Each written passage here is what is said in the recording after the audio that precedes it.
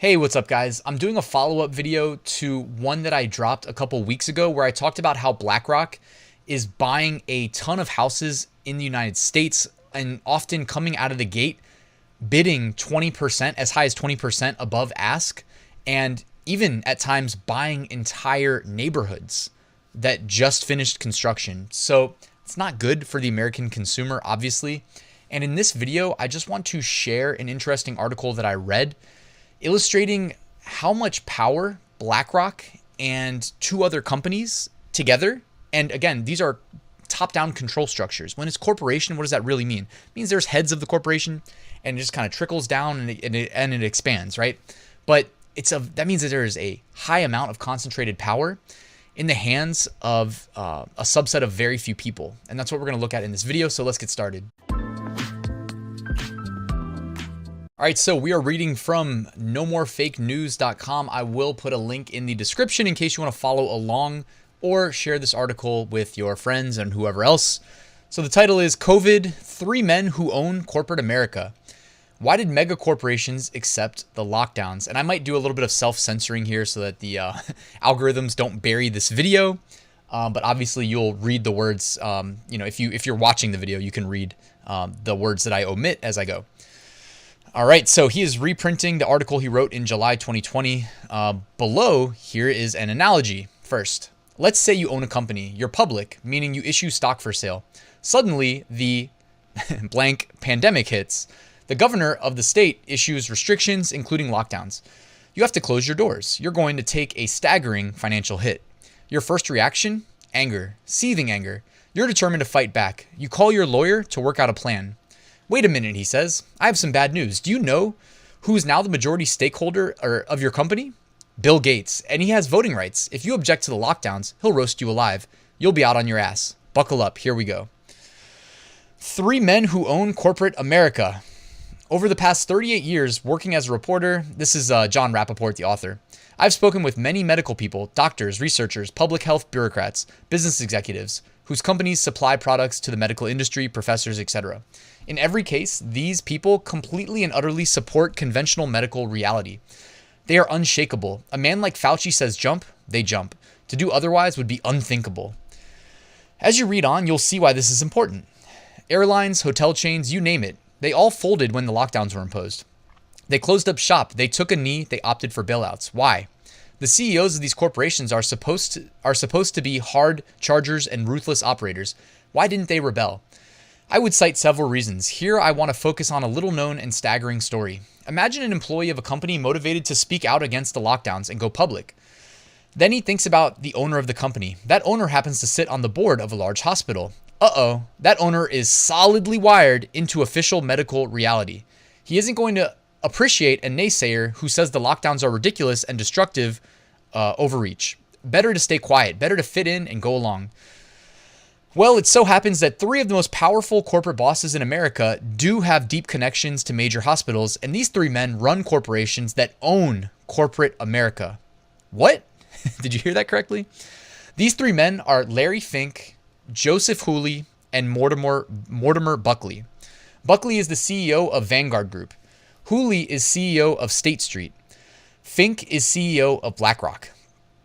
These 3 companies are Titanic investment funds, financial services companies. Buckley is a board member of the Children's Hospital of Philadelphia. From 2011 to 2017, he was chairman of the hospital's board of trustees. Hooley serves on the President's Council of Massachusetts General Hospital. Fink is the co-chair of the NYU Langone Medical Center Board of Trustees.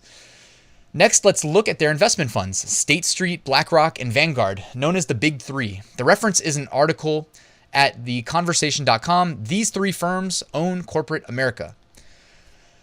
Together, BlackRock, Vanguard, and State Street have nearly 11 trillion in assets under management. And that quote from that article is from 2017. Guys, if you think it's still 11 trillion, that number has, I'm sure, since ballooned most likely. If you really want me to guess, I'd say by at least double. I don't know if this article goes into why, but it's probably at least double, let's be honest. We found that the big 3 taken together have become the largest shareholder in 40% of all publicly listed firms in the United States. In 2015, these 1,600 American firms, the 40%, had combined revenues of about 9.1 trillion USD, a market capitalization of more than US 17 trillion, and employed more than 23.5 million people. Think about the control that they have. In the S&P 500, the benchmark index of America's largest corporations, the situation is even more extreme. Together, the big three are the largest single shareholder in almost 90% of S&P 500 firms, including Apple, Microsoft, ExxonMobil, General Electric, and Coca-Cola. What is undeniable is that the big three do exert the voting rights attached to these shares. Therefore, they have to be perceived as de facto owners by corporate executives.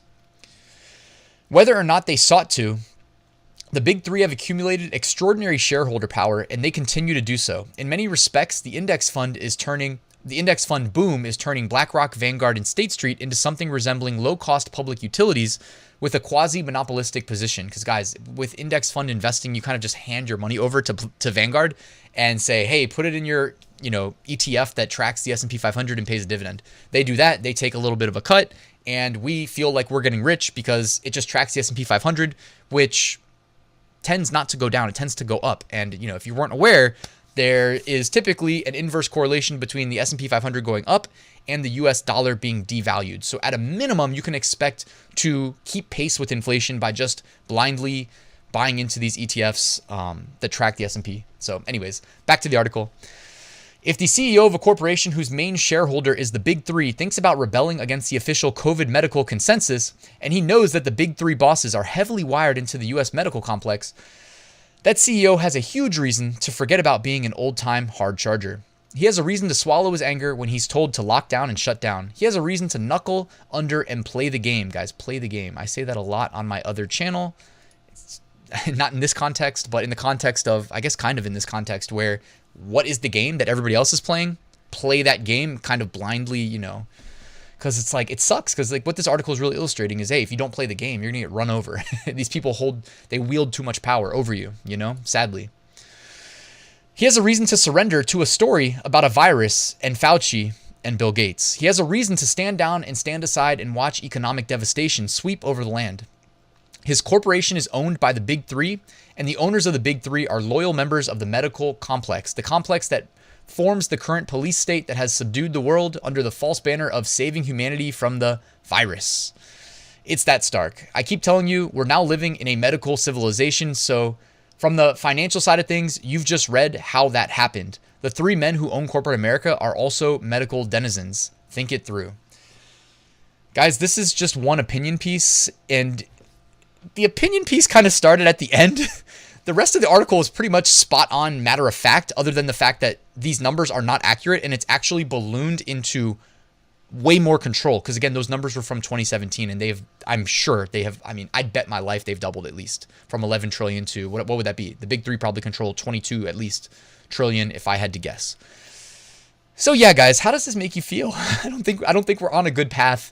I don't know what's going to take to divert away from this path, since when I think of the last 10 years, I really think about power being consolidated, corporations that were already too big, buying other corporations that were already too big when there used to be antitrust laws that, and I mean, who knows? I just said antitrust. If there's one word that's going to get me like shadow banned or something, it's probably that word, since when was the last time you even heard anybody say that? It's like, oh yeah, just do whatever you want, you know what I mean? And this fake news on like big tech getting targeted and potentially getting broken up, never gonna happen, guys. At least that's my thoughts. Anyways, let me know your thoughts in the comments below. I appreciate you taking the time to watch this video. Do me a quick favor, drop a like on it and subscribe if you're not already. If you like this sort of content, let me know. I'll do more. And that's it, guys. Enjoy your day. I'll see you soon.